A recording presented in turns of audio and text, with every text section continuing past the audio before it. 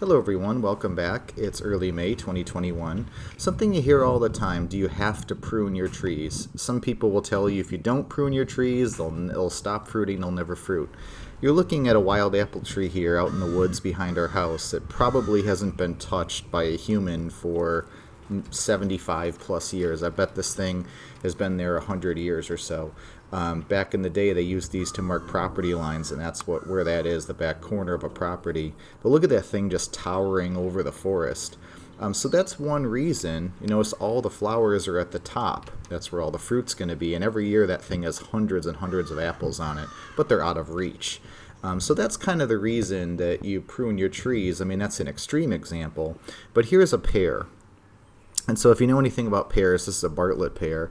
They want to get straight up and tall. And this thing, I've had to cut it and cut it and cut it and cut it over its 5 years in the ground now to get it into this shape. You see here, I've made a cut right there and favored a lateral, and that has started to grow. That's just this year that's grown. It was just a bud when I pruned it this winter. And you really got to be aggressive about topping, not just topping it per se, but finding a bud that has a horizontal. See lots of flowers on that for the first time, as we saw in our last video. But this guy, we've done a pretty good job, I think. But look how those branches want to go up. They'll fight you. Pear trees want to go straight up. Here's our Asian pear. Same kind of thing. You know, you come in and you find a place to cut it to favor sort of horizontal growth or horizontal-ish. So I cut there. See how that goes straight up though? It's going to want to go up.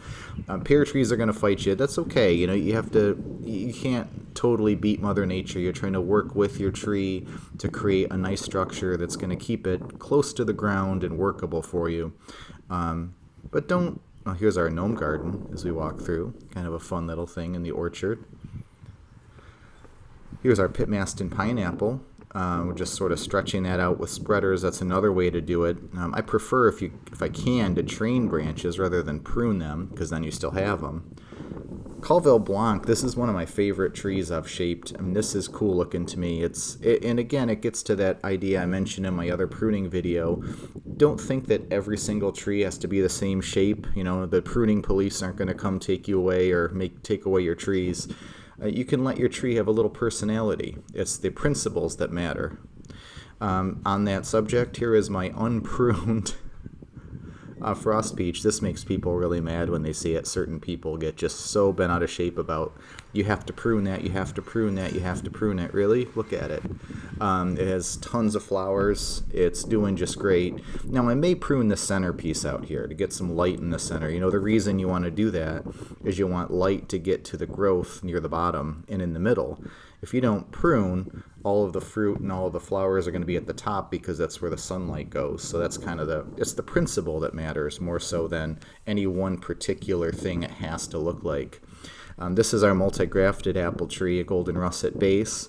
You can see I've been trying to force some horizontals onto this thing, and it's this particular one for some reason is just difficult, and you'll have that sometimes, and that's okay. You know, you don't have to get too upset about it. Just do the best you can. This is our Kids Orange Red on Geneva 11. Now, rootstock does make a difference. If you use a dwarfing rootstock like Geneva 11, it tends to make this kind of like snowball-shaped tree. Here's another one. I barely had to prune these. They just sort of grow this way. Now, that's a golden russet right there, which is the same as that one in the middle behind the blue pearmain. And so this blue pearmain on bud 9 also kind of wants to be a little vertical, but I've sort of pruned it to get some nice branching on the sides. And that's a bud 9 planted in 2017. Very dwarfing rootstock. So they're not going to get 40 feet tall anyway. So they kind of take some of that necessity of pruning out. You can see that ball shape. So I really like Geneva 11. It's a great rootstock. It's very precocious, meaning it fruits early. It really dwarfs the tree into a nice shape, or really a nice height, and then the shape comes from just a little bit of pruning. But that's like 6.5 feet tall. That's as big as those are ever going to really get. They'll just fatten up and be nice. And so all the flowers are low, so all the fruit's going to be low. And that's kind of the principle. So the exact shape that your tree takes is not important.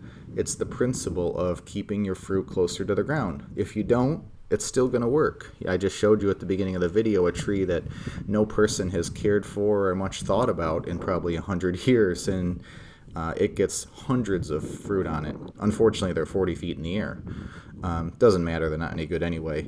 This is a Northern Spy on Geneva 30. You can see this rootstock. This cultivar also is one that wants to grow more vertical, so that's going to have some effect as well. Northern Spy always seems to want to grow up and down, like a pear almost. So there's no use totally fighting it, you just try to contain it. Here's knobbed russet on MM111, which is another great rootstock. It's a powerhouse rootstock. It's not really a dwarf, maybe like a 50 to 60% rootstock. So your tree is going to get big if you don't prune it. So when you start it young, you kind of spread it out, and then when it grows, you got some good laterals right from the beginning. Here's our pawpaw. I've never done a thing to this. It's just how it grows naturally. So you can let your trees grow naturally. And Mother Nature is still going to figure it out. An apple tree will get apples. A pawpaw will get pawpaws. It's just what they do. So don't get too stressed out about it. Here's an Anjou pear.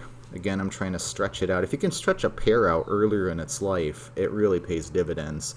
That's how I got my Bartlett pear to be kind of really fat. Just really stretch it out with spreaders and aggressive pruning when it's young. So thank you for watching. I hope this gave you some ideas, some tips. The biggest principle is you want to keep your fruiting wood kind of down where you can reach it. And if you don't, your tree will do just fine and get fruit on it anyway. It'll just be higher up in the air. If you have questions, please leave them in the comment section below. And until next time, thank you for watching.